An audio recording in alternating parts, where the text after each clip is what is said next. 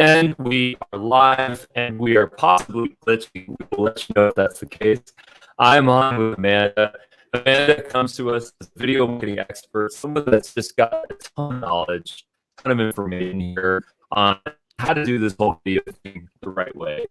Now, when the right way, of course, there is no right way. But there is a way to get some confidence in a place where you've got your tools, you've got your story, you got yourself, and you just go. So, Amanda, if you could just give us a quick bio here, and let's get into this. Love it. Thanks for having me. Super stoked to be here, everyone. I'm Amanda Horvath. I ran a video marketing business for 6 years, where I was actually the one shooting and editing videos for clients, including some big names that you would know. But as all service providers do, I burned myself out and was like, let me escape that grind and get into the online course business, because who isn't doing that these days? So I hopped on over, created an online course that teaches business owners my method for creating videos, actually the same method that I've used to create one video per week for the past 3 years. So a sustainable method where you can film once per month and outsource 80% of your editing.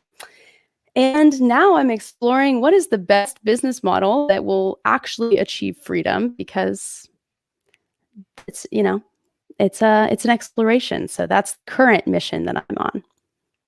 Well, that's the dream, really. And what I love about your strategy and your evolution is that you went from, what's really interesting about this model is that you can start making revenue from day one. I mean, you can build an agency, you can have clients, you can provide a service. You can be an ad agent, you can be an editor, you can be a producer, so many things that you could do and start to do that. And as you start to mine information, mine data, then you can start to say, well, what's my like process? Like, what's the larger theme that I'm trying to educate people on? And that's when I totally believe can create what you've created, which is like a course and a series of courses eventually. That's a great evolution. And what I also love about that model is that you've probably learned so much from you being a creator and then also from your clients. I mean, what are like the top 3 things that you've learned that, you want to educate people on, that they just kind of have to hear? Yeah. So first and foremost, there's no such thing as clarity before you start. Stop waiting around for that aha idea that's going to make all the dots align. You got to take the leap and you got to start taking action before that stuff's going to come through. So I think that's the biggest mistake that I see people make when it comes to creating content is, well, I don't really know exactly what to create content on just yet. Well, yeah, let's do some initial thinking. Let's work through that. But you don't need to wait until it's fully clear in order to hit record. Okay, so that is very interesting to me. So what you kind of do in that process is you bring people into the process where as you're learning something, you're kind of educating them. And it's all about personality at that point, which ultimately is why people show up. So how do you get through that, imposter syndrome? How do you get through that? I don't know what to say. I maybe lack confidence. How do you solve that? So the fact that you guys are seeing me today just like riff it, be fun on camera, just mess around is a big deal, because when I first started, I was so awkward. You could hear my heart beating through the microphone. It was like, like I'm alone in a room with the camera. Why do I feel this way? So if you feel that way, man, I totally get it. You are not alone. I think for me, what the way that I was able to overcome it was, first and foremost, you gotta practice, right? So once again, if you're feeling that way, you just gotta sit down in front of the camera and practice. And these don't have to be videos that actually go live. There's several different ways that you could do it. I actually think even just hitting record on the voice memo app of your phone and listening to yourself talk, it's the same experience as being on camera. So in some ways, like, it removes the obstacle of actually seeing yourself. You're just hearing yourself. And so many people say, oh, I hate the way I sound when I'm on camera, right? And so we have all of this anxiety of like, how are people going to view me and all of these different things. When you hit record in the voice memo app, you listen back to yourself. Are you interesting to listen to? Like, what are you, super monotone? Do you need to learn how to kind of like go up and down? You start to kind of practice this skill and hear yourself from a third person perspective and get used to it before you're kind of going live. So go for it. Yeah, and I was gonna say, just a follow-up question to that is that so one thing is hearing yourself, the other thing is seeing yourself. A lot of people, which would be the next step for sure. Which would be the next step, which is recording. So my thing is, I've done this many times now in my life where it's just staring in the mirror for like 10 seconds and not saying anything. Can you do that? Right? Because if you can't do it for 10 seconds, if you have to do this or just do the model pose or pucker the lips or something, there's like something that's going on. Is it a confidence issue? Is it like childhood trauma? Is it someone in your life telling you that you have too big this or too small that? Like, what is it that drives that? How do we self-love? How do we get more confident with ourselves so that we can look in the mirror and then eventually be on camera and just be chill? Absolutely. I think that's actually one of the other tips that I give. I have like 3 core tips, and staring at yourself in the mirror is definitely one of them. And also talking to yourself in the mirror. I think in general, just getting used to how you're viewing yourself.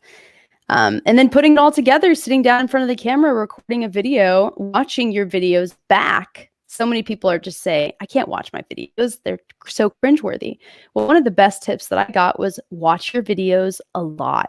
You're going to notice all the things that you hate about yourself. You're going to notice that one strand of hair that's out of the way or whatever, or how you talk with your chin up and you need to learn how to put it down. And so you're going to make all these micro adjustments over time to where you're going to look at yourself one day and say, I kind of like who I am on camera. Or you're gonna never stop, and you're gonna always find things that you can tweak, knowing that no one else is noticing those things. Sometimes it's self-improvement, sometimes it's just self-criticism. It's hard. It's a hard process.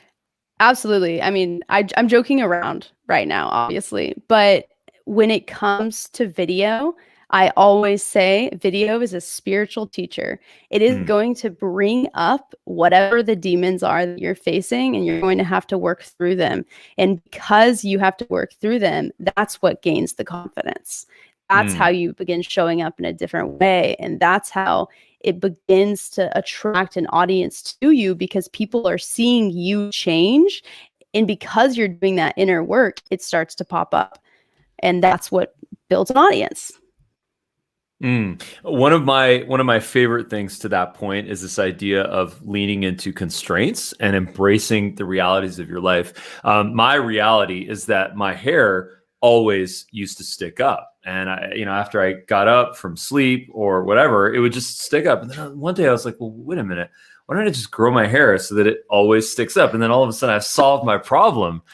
I'm the guy who has like hair that sticks up, right? And everyone has their own constraint, whether it's pets running around, or whether it's kids, or whether it's something going on in the house, or it's facial gestures, or self-deprecation, or comedy. The list goes on. My question for you is, how do we embrace our realities and actually turn those into our superpowers? So good. So good. I believe that your weakness will naturally become your superpower in general, in anything that you do, but specifically within video. So when I was a video creator that was actually shooting and editing videos for other business owners, I had a particular style that I did, and it was based on my weaknesses. Like, I wasn't a narrative filmmaker that was going to get actors and script videos and everything like that. No, like, I was documentary style. That's what I knew how to do. And so I went to that, and I didn't play up my weaknesses. I went into the strengths. So I think it's just allowing yourself to be who you are, and don't try to be someone you're not. Like, if you aren't good at going live, don't go live. Do pre-recorded videos for a little bit. You know what I mean? Like, lean into your strengths. Yeah. So Kung Fu Panda, Shifu, the little mouse, is he a rat or a mouse? I don't know. So his whole mantra. Yeah. So this was his big tip. His big tip is, I'm not going to teach you how to be me. I'm going to teach you how to be you. And that was that moment where like Kung Fu Panda Po was like, what are you talking about? That doesn't make any sense. I'm super confused, right? And I think it's just this idea of we are different. Each and every one of us is different with a different set of constraints. And if we actually embrace those instead of trying to fight them, that's where the opportunity lies. So in the case of Po from Kung Fu Panda, he was like beastly and he was monstrous. And that's why he could just crush people, literally. And, absolutely. right. And I think we're all suffering from that. This idea, a lot of us, of being criticized for those things. And in fact, it's a mindset thing where we just have to overcome that and say, you know what, to your point, it's our superpower. Absolutely. One tool that I'll throw in really quickly that has been a tool that has literally changed everything for me is human design and getting to know your unique self, your unique skills, how your energy works and everything like that. And so I've put together, it's honestly way too complicated to describe it to you guys in this podcast, but I put together a little quick start guide to get you up and running with this tool because I believe it's genuinely a tool that every entrepreneur needs to be using. So if you want to kind of lean into the strengths that you have, then we'll make sure to get you that link to the quick start guide. There you go. Quick start guide to human design. Woo. Nice. So let's talk a little bit about human design. What is human design? So human design is an awareness tool that is going to reveal these micro shifts that you can make in your life in order to experience less resistance. So in some ways, you can think about it like a personality profile. Got it. Okay. And then, so is that something that's a very kind of self-reflexive, looking within, understanding who we are? Is this also like a self-realization thing? Talk to me about that. Absolutely. So it's a self-realization tool, and it pulls together all these different esoteric and exoteric elements together. So it's pretty woo-woo if you get me, but at the same time, it's super grounded and real. So when you try it on for yourself, when you discover what your type is, because there's 4 main types, and you watch a video about that, then you're going to very quickly be like, whoa, I have been missing out on this. It's kind of like the Enneagram, for anyone that's familiar with the Enneagram. Are you familiar with that? I've heard of it, but I haven't gone through the survey process at all. Yeah, so it teaches you core elements of yourself that like you're already aware of. Intuitively, you know these things about yourself, but you might have been denying them or even trying to push them away because you think they're parts of yourself that shouldn't be there. So this is a really amazing tool just to lean into your self-development journey and gain clarity on your strengths. So take us through your process. What was that like for you? I mean, obviously this would be just a summary of it because sounds like very extensive, but tell us a little bit about give us a sneak peek on your human design. I'll give you a quick sneak peek. So I'm a projector, and projectors are 20% of the population. So projectors, we have what we call a penetrating aura, and it can go directly into the center of other people, and it can be really intense. A lot of people, they don't like to be penetrated like that. That sounds horrible, but you get what I'm saying. They don't like that, to like, you're looking deep into them and you're kind of absorbing information from them. And because of that, I've experienced a lot of misunderstandings with other people in my life, and learning that my aura is this way kind of allows me to lean into it and say, oh, that's why not everyone is going to be attracted to my energy. It's kind of intense, but at the same time, that is going to attract the right people to me. And all I have to do is wait for those people to come to me rather than me going out and seeking and trying to do a million things. So for example, this podcast was an invitation. I said yes to the invitation, right? But I didn't go out seeking to get on this podcast because that would be out not using my energy properly.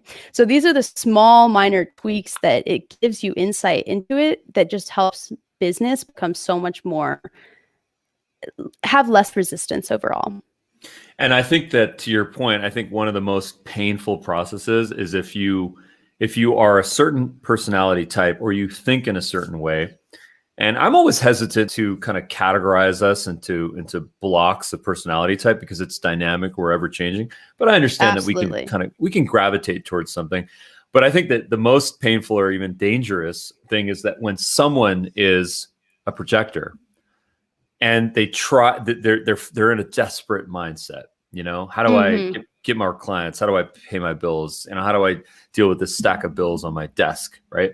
And then they convert Exactly. and they're forced to do something that's not natural to them.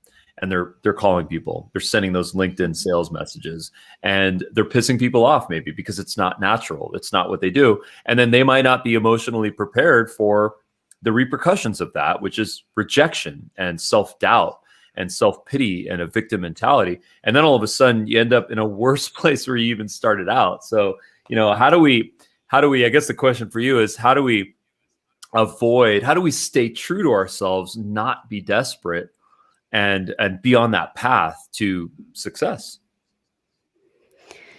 Yeah, I think it's a journey. I think it's a constant iterative process, right? Some people are going to have that two steps forward, one step back, right? That constant growth experience and the constant pivoting. I think that entrepreneurship and being an online marketer looks really cool from the outside, and then when you actually get in it, it's a grind. You got to put in the work and you got to make it happen. So it's that, be dedicated to the iterative process would be my tip. Love that. And as part of that process, I think one of the most important things is what to say, right? So, when we talk about our content calendar, when we talk about gaining clarity in our larger library of work, how would you recommend that we actually build that calendar up? Like, what do we open up a spreadsheet, start building topics, do it in one sitting, do it over a course of time? What's your take on that? Love it. Okay. So I really believe that you should start by deep diving into the core elements of who you are. So I have so many freebies, you guys, like things that I share I create videos every single week. So I have a resource to this, but it's like diving into the patterns that have repeated themselves over and over in your life. So what are the things that you've been doing since as early as you can remember that you're still doing today, even if they don't relate to business? Start there. Start looking at those elements of yourself and just start reflecting on them. So for example, mine are obviously video. It's huge for me. I talk about that all the time. Psychology, I'm really obsessed with psychology. Theology is actually a big one for me as well. And none of those things are popping up in my main business right now, but getting that brainstorming process starts to build a developed online persona, not just I'm going to release content, right? Which is what everyone does. So start there. Start with the core element of who you are. Then ask yourself, what do people need? What do my business owners or what do the clients that I'm about to work with not know that they need to know? Start with those topics. Start with topics where you're repeating yourself over and over again. I could go on for days with ideas here, but I'll stop there. Well, that's a really good start. I mean, another thing that I always think about when I'm trying to come up with a content calendar is this idea of what are people asking for? What are you reading? What are you hearing about? When you're on Zoom, when you're looking at your comments on social posts, what are people saying? Are they repeated themes? Because if you can get into this loop of just responding to what people are asking you, you can create an amazing content calendar. I mean, this is one of my favorite features on TikTok. And what I'm referring to specifically is where you can go to a comment, you can click a button, and within 1 second, you're creating a video that responds to someone's comment. This is why TikTok is growing as fast as it is. And it's why it's so innovative, because it's simple features like that are just facilitating communication. And it's making it so easy for people to just click a button in the most raw format, raw scenario that they're in, and just get something out there and like drive pretty much guaranteed engagement. Because guess what? There's at least one viewer. Absolutely. That's so true. I actually don't know much about that feature. I haven't explored the TikTok world as much. So. Well, I'm here to evangelize TikTok, and I'm a new TikToker. I was gonna call myself a young TikToker, but I'm not gonna say that actually, because I'm not a young TikToker. I'm just a true. new I TikToker. kind of feel like how Gen X felt when Instagram started coming out. I'm like, no, TikTok now. Yeah, no, but it's all age groups. Everyone's on it from age like 3 to 133. But what I was going to say was this, is that the amount of traction that you can get on TikTok is better than any channel out there, like hands down at a repeated scale. What a lot of these social channels do is they democratize the sharing of information. YouTube democratizes video content. Anyone can go be a video creator on YouTube. What TikTok democratizes is they democratize virality, which sounds a little crazy and sets up a bad expectation, but it's a continued repeated effort. So I would just encourage anyone right now, I don't care what your business is, you could be a VP, you could be a CEO, whatever it is, go and create 20 TikTok videos within your content kind of world, and just watch what happens, because it's pretty amazing. I'm also on the cusp of getting my most viral TikTok video, which was like 1.8 million views, and it was the most random thing ever. It was like how to reheat pizza. So I guess I'm the pizza reheating guy, but I mean, it's just interesting where you land. And the other thing that I'll really quickly say is that when we go meet people at parties and we hang out, we don't talk about business within the first 10 or 15 minutes of meeting people, by the Kool-Aid bowl. That's not what we do. We just talk about ourselves and, give compliments, receive compliments, ask questions, just get to know each other, break the ice. And I think the same thing happens on social, that by selling from the very beginning, you're doing yourself a disservice, because that's not probably what you're going to do in real life. And if you do, you're going to be that guy at the party. Totally. Yeah. Don't start posting on social desperately trying to get people to get what you want. So build the relationships. And I think that's the thing that a lot of people don't realize about social. Like, the hard thing about social is not actually putting yourself out there and getting the content out there. It is building those relationships in the DMs. And I think that's where Dubb actually plays a huge role in this whole process, making it easier to connect with people. So props to y'all for doing that. Well, thank you for saying that. It has been a journey, to use the word journey, because it's been a total learning process. No one knows. There's no such thing as an expert at like video marketing, video communication. We're all just students here. We're all learning, and that's so true, right? And just as long as we're like 30 minutes, maybe 60 minutes ahead, we can have, we can be a coach, we can have clients and stuff. But at the same time, I kid when I say that, but I'm also being kind of honest, because, we also have to learn every single day. We have to learn on how to navigate certain things. This idea of being authentic, people just burn that topic out like crazy, because why? It was in response to this idea of being overly corporate and overly stiff on videos. But now, like, what does authenticity even mean in videos? Like, how do we evolve from that? What's the next thing? Is it conversational stuff like this?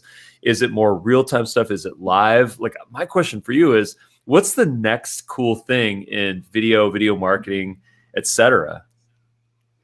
I love that question. Okay, putting me on the spot. What is the next big thing within video marketing?